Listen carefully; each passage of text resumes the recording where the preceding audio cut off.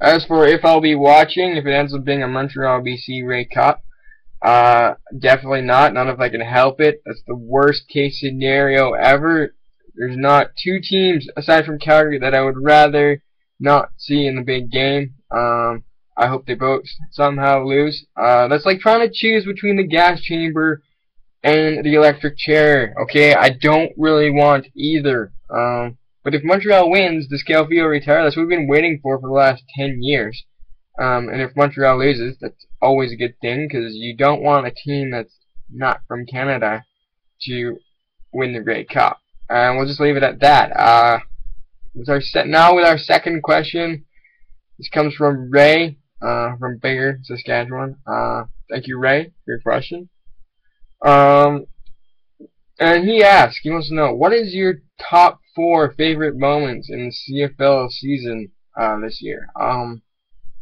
There's a lot of great moments, a lot of crazy moments. Two that I'm not going to include in the top 4, but are obviously major developments.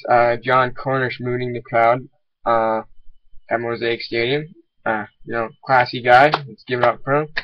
And also another class act, Shea Emery, punching Labatt where the sun don't shine. Those didn't make top 4, but they get honorable mentions.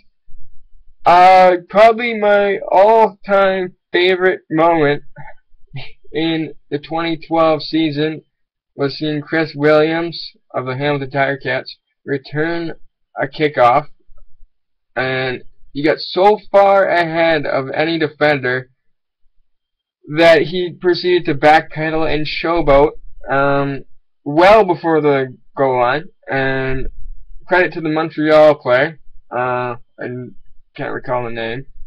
Some lineman comes up and hits him on the 2-yard line, catches him, and makes Williams look like an idiot, which he probably is if he's going to be showboating at the 15-yard line. I think I laughed about that one for 2 weeks straight. If it happened to be Dressler or Trismo that did that on my team, I would be bitter for a month. My number 2 favorite moment of the CFL season just happened last week. Andy Fantuz bobbling the snap on a field goal that would have won the game for the Hamilton Tiger Cats over the Calgary Stampeders. Unfortunately, he caught the ball, but it was a setting it down that he had a problem with. He bobbled it, and Conji wasn't able to get the ball off, and it vaulted the Riders into the playoffs. How ironic is that? That a player that shunned them to go play in his hometown, a mistake he made, vaults his former team into the playoffs. And for that, I'm very proud to wear my Fantuz jersey in this episode. Most times I'm trying to hide it, but today, no shame, no walk of shame. My number 3 favorite moment, even though it was against the Riders, the Nick Lewis leap over 2 defenders. The guy is a beast. The guy isn't even that tall. I don't even know how he does it. He caught a hitch pass in the late stages of week 4 and proceeded to jump right over top of not 1 but 2 defenders and rumble for the first down. I mean, it doesn't get any more beast than that. Props. Give my credit where credit is due. Respect to the play and not the player, not the team.